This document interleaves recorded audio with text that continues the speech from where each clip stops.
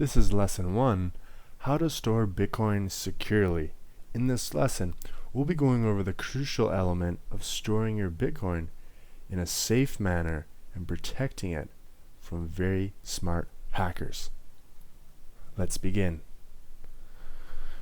Securing your Bitcoin is probably one of the most important aspects a cryptocurrency enthusiast and a holder can understand, because if you don't understand how to store your private key, which unlocks your Bitcoin representation on the network securely, you can be sure that there are some smart cookies out there who will find a way to infiltrate what you're doing, and they will swipe your money before you even know what happens.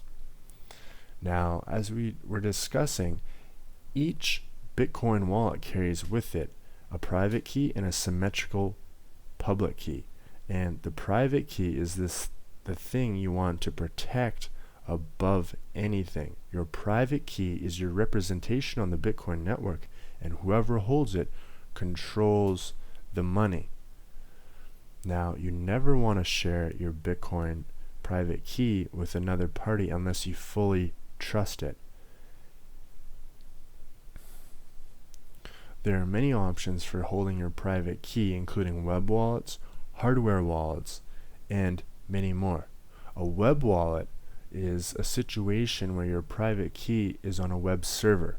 This is probably the most risky and most often compromised way of storing your Bitcoin and your private key, and in most cases I would not recommend it.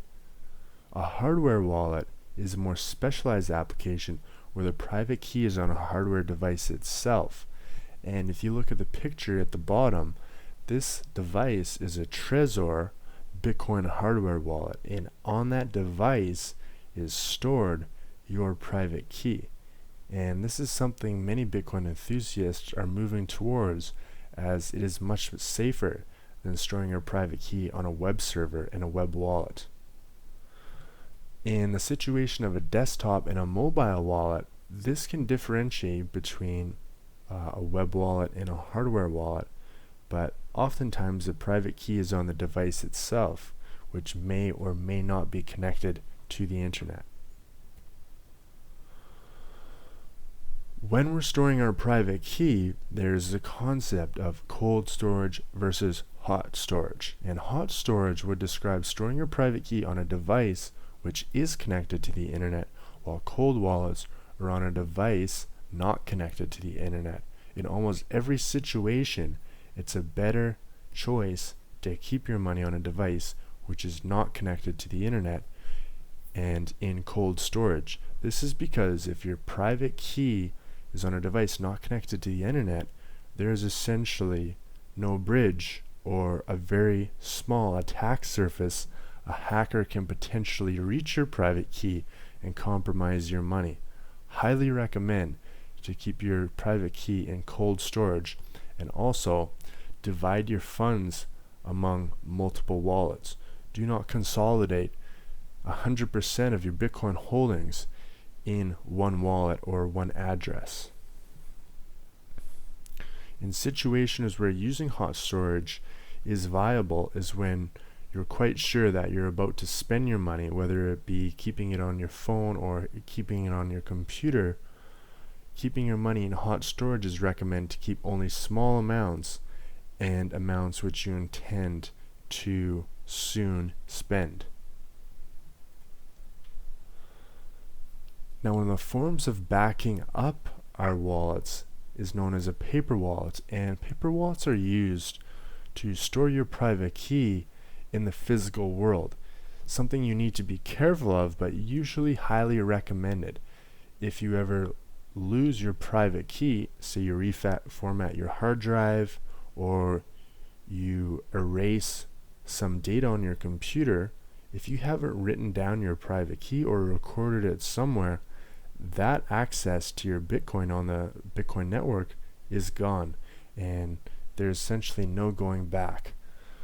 One of the ways to back up this private key is by printing out or writing out a paper wallet. And on the right, we see an example of a paper wallet which has recorded on it the Bitcoin address and the allocated private key. Once again, you never want to share your private key with anyone. And indeed, people who have paper wallets have displayed it on live television and had some of the viewers immediately steal their Bitcoin, although they gave it right back. But this demonstrates the importance of not sharing your private key anywhere. One of the best ways to secure your wallet is not only through backing up a paper wallet, but using two-factor authentication. And two-factor authentication usually entails either verifying login credentials through a smartphone or through your email account, so that if a hacker potentially knows your password, they need more verification than that. They also need access to your email, or they need access to your smartphone. Two-factor authentication is highly recommended when storing Bitcoin. And one of the best ones to take a look at is Google Authenticator. Another tip for securely storing your Bitcoin is keep your operating system clean.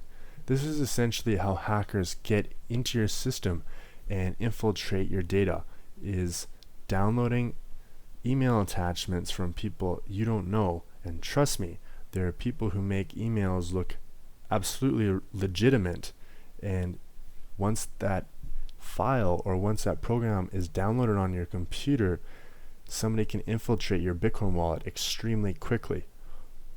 Always check the URL a web page is being broadcast from, as there are phishing attacks which will essentially copy the source code of a legitimate and credible web page and make it look the exact same, although it's being broadcast from an entirely different source and an entirely different server.